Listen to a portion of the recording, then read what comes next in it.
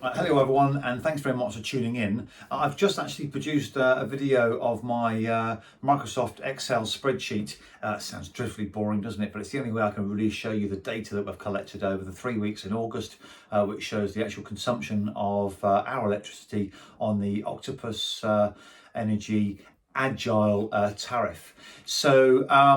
I've just noticed actually when I'm producing the video that the sound quality is really quite poor, so I apologise about that. I'm going to have to get a microphone or something and then overwrite that on the app in order to actually have better sound quality. But it's a bit distorted, so I apologise about that, but you can clearly hear what I'm saying. It's just not the best quality that I would like. So hopefully you find it interesting. I go through 3 weeks of data, including some average pricing and some of the discount that can be seen against the standard tariff. So hopefully you find it useful. Thanks very much for watching as always, and stay tuned for the next video, because then we have a look at the final part of the install for the solar panels, which is today. They managed to get all the panels on the roof, and the next final stage is the final wiring before we go live. Thanks very much.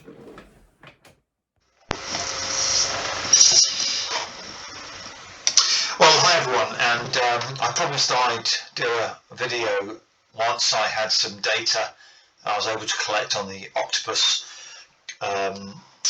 Agile tariff.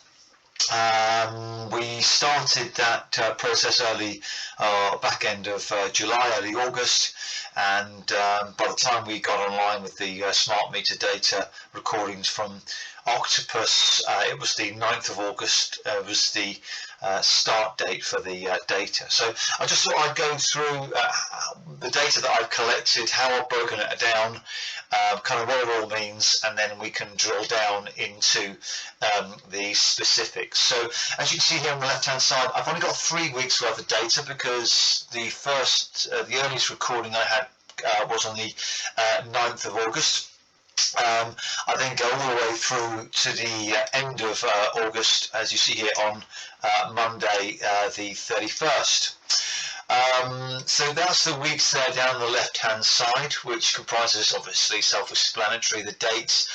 Then we've got the usage in kilowatts for the day, the cost of electricity in pounds and pence for the day, the average of my spend, and the average pence unit cost throughout the day. There's a small difference between the two, only because this is my consumption, so obviously if I used a bit more and more expensive time over and above the 10 pence, then of course it'll be more than what you see there on the right hand side. Colour coding, green, amber, red, anything below 12, above 12 and above 20. That's a very similar colour coding that's used on the Octopus Agile Go app. And then my projected solar generation here throughout the year, August to September. There's no information on that at the moment, because the solar won't go in, or actually as we speak it's in the process of being installed. More of that on some of my other videos later on, which I'll provide a link to. And then we've got the generation consumption from the grid, and then the solar consumption of that I generated, and then of course any surplus that goes to the grid. Obviously we want to see that as close to zero as possible, and we want to see as grid consumption be as close to zero as possible, with lots of generation and lots of solar consumption. Then we have overall figures here for consumption cost per unit average, and price paid, and then looking further down, broken it up into weeks, and then a very simple bar graph down here at the bottom. So let's have a look at it then. Overall, I've been very impressed. It looks like I'm saving about 20 to 25% on the Octopus fixed rate tariff, which is around 15 pence per kilowatt, 14.87 the last time I looked in our area. That will vary depending on where you are. And what this has also done as well is made me very careful about the amount of energy we're using. Before we were on a British Gas, as I mentioned before in my other videos, fixed tariff. I paid £150 a month for my gas and my electric and didn't really worry about it too much. We just used what we needed to use when we needed to use it. Now I'm more conscious of when we're using it, but also just how much. For even filling the kettle up with just about enough. I know it sounds very petty, but these things really do matter. And if you're going to go on to this tariff, the Agile tariff, then you're only doing it because you want to try and save as much as you can and be as economical as you possibly can. So you'll notice here week 1, lots in the green, which is good. Anything that's in the green is a minimum 20% saving on the standard tariff. These prices also include VAT, and they include the standing charge, which for comparison purposes. So you can see here Sunday. There is no Monday. I don't know why.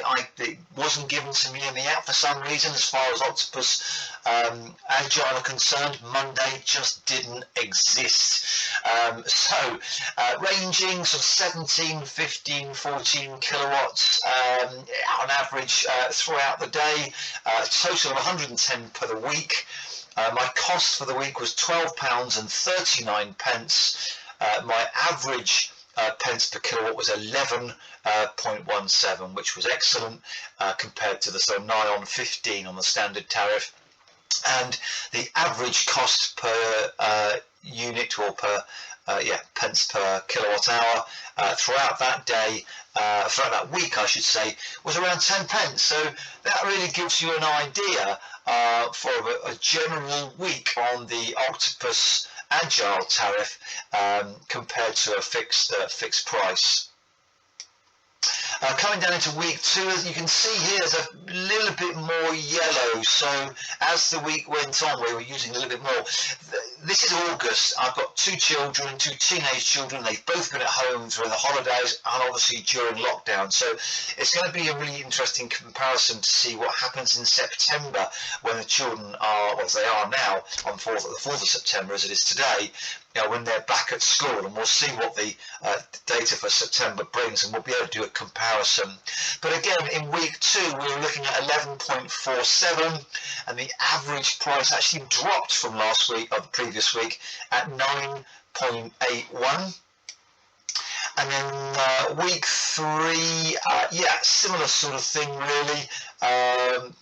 So week 2 was quite a drop. We were actually away for a couple of days here, which kind of concerns me as to why we had quite so much yellow. So some peaks and troughs there during the day where it was obviously really getting a bit more expensive, and potentially we were using a bit more through some of our baseline energy. But difficult to fathom that one out, to be honest with you. But nevertheless, 111 here at week 3, £14 and a bit. 12.95 and 11.43. So 11.43, 9.81 and 10 pence. Kind of around 10p looks about the average over the last 3 weeks. So we can have a look at that in a little bit more detail here. So August consumption 305 kilowatts, £35.35 was the grand total of our 3-week consumption. So if we added another week on top of that, we're probably looking about another 10 quid.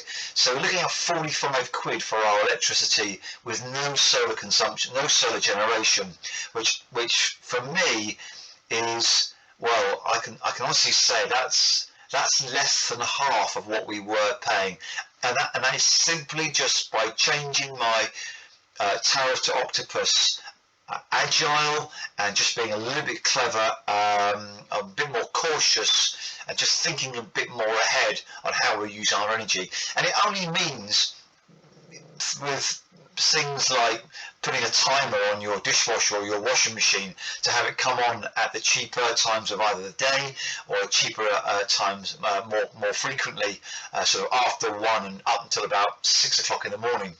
where it drops at about 5 pence or less per kilowatt. So it doesn't take much to do to actually save quite a bit of money. Average cost 10.41, average price paid 11.86, probably because of these slightly more expensive days in week 3. What I've also noticed with Agile is that the prices really depend on a lot on the weather, not just on the time of day. So you're able to go into the app and have a look at a particular time of day and see the type of energy, or certainly the sources for the grid. So you'll be able to see on days where there's lots of solar and lots of wind energy, it actually gets quite a bit cheaper, or where they're having to use lots of gas and sort of non-renewable sources, that's when it gets a little bit more expensive. So I propose that on some of these days actually where it does get quite expensive, there wasn't much sun or wind for generation, so that would make a difference in the cost per pence per kilowatt. So there you go, week 1, 2 and 3, and then we can see the difference along here. Kilowatts, 110, 82, 111.